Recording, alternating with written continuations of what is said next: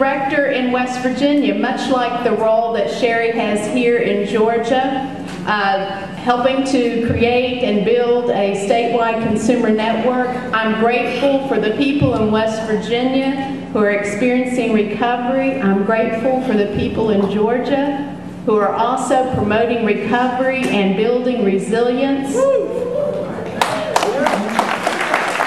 And this morning I feel particularly uplifted.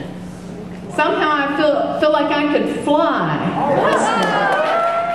And because I feel like I can fly, that doesn't mean it's a symptom. I'm feeling blessed as well. Yeah, and that doesn't mean that I'm having some sort of religiosity or grandiosity. It means I feel good. And life is good. And for that I'm grateful. Yeah. There have been numerous studies done on gratitude. And having gratitude has proven to be the #1 characteristic that leads us to improved mental health. Did you know it? Did you know that gratitude has proven to be the most consistent attitude for well-being? Being thankful.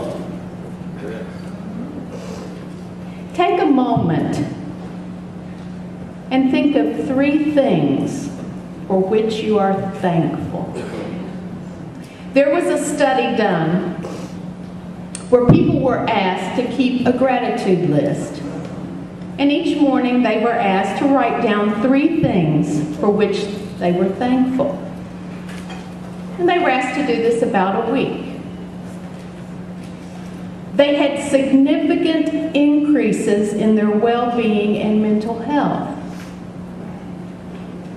This happened every time they were reviewed and interviewed.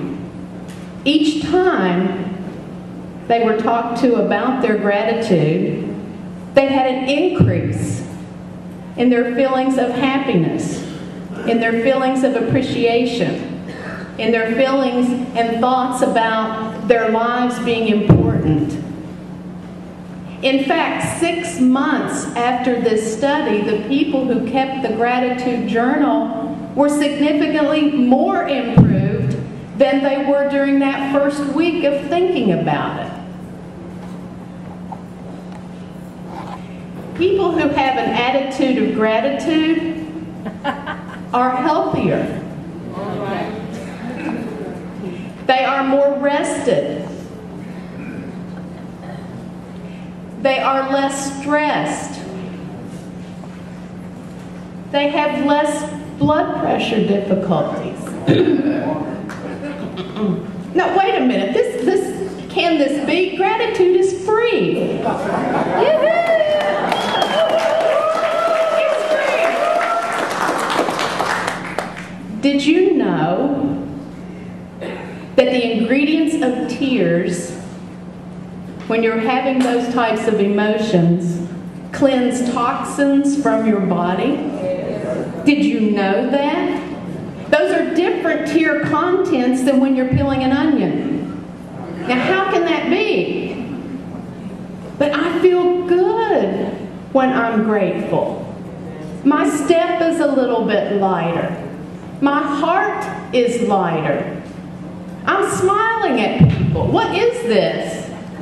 This attitude of gratitude, this increase in well-being, this thing that I don't have to pay for. Well, I was told almost 15 years ago I would not live 5 years. I'm living proof that we can outdo some of those predictions that come about in our life. Another quote I enjoyed this morning: moving from silence to a whisper to a voice. I am grateful for our voices as individuals, as a group, as a network. And to know that things are being captured about our movement and about recovery so that information can be passed along to those that may not be informed just yet. But we're going to help to move along our history and our growth and our resiliency. And for that, I am grateful. It's not what we have in our life, but who we have in our life.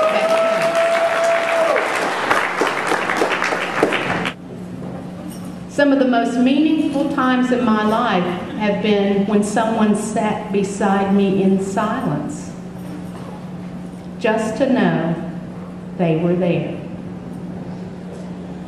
Somehow that encouraged me. That gave me strength in a moment of hardship for me.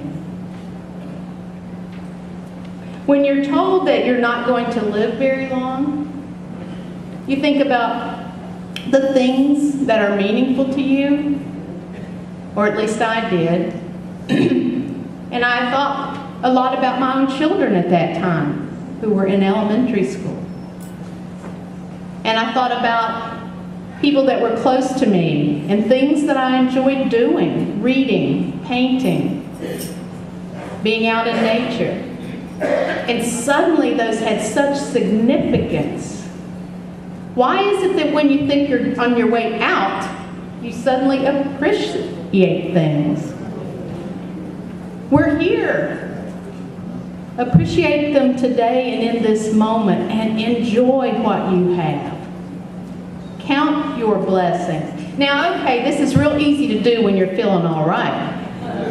But what about those discouraging times, those depressing times when you just know there ain't nothing good? Well, the studies say you're a little off base with that. You can take the next 5 seconds, think of something which is meaningful to you, and turn your attitude around. Do you know that people that have an attitude of gratitude are less likely to use substances? It's shown.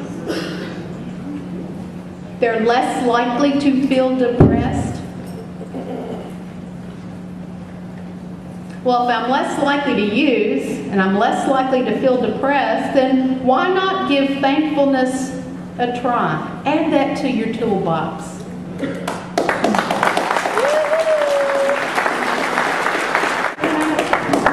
And I'm also thankful for assistive devices. I don't hear so well now. But because I have a hearing aid, it's helpful to me. But you know what amazes me most of all is I have 2 ears. Only one's affected. You know, whose great thinking was that to give us a couple of extra things every now and then? You know? I have difficulty, well, I can't look down with one eye, but I can see.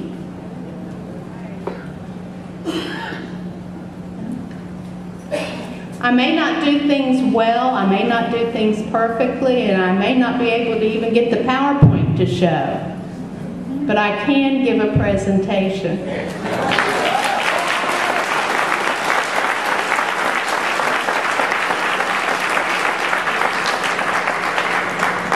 And for that, I'm grateful. This morning as I sat in the chair there, waiting to come up, and I heard that wonderful song. Sherry, a tear came to my eye. I don't know if it did that for you or not. Maybe to some others. And you know, it releases, as I said before, it releases some of those parts of us that aren't doing so well. I'm thankful to be here. I'm glad that you came. Please take a moment to think of something that you're grateful for. Share a smile with someone. And remember that as you're doing so, you're creating well-being, you're strengthening your own character, and it's a part of healing. And we can move from hell to hope with a spirit of resiliency.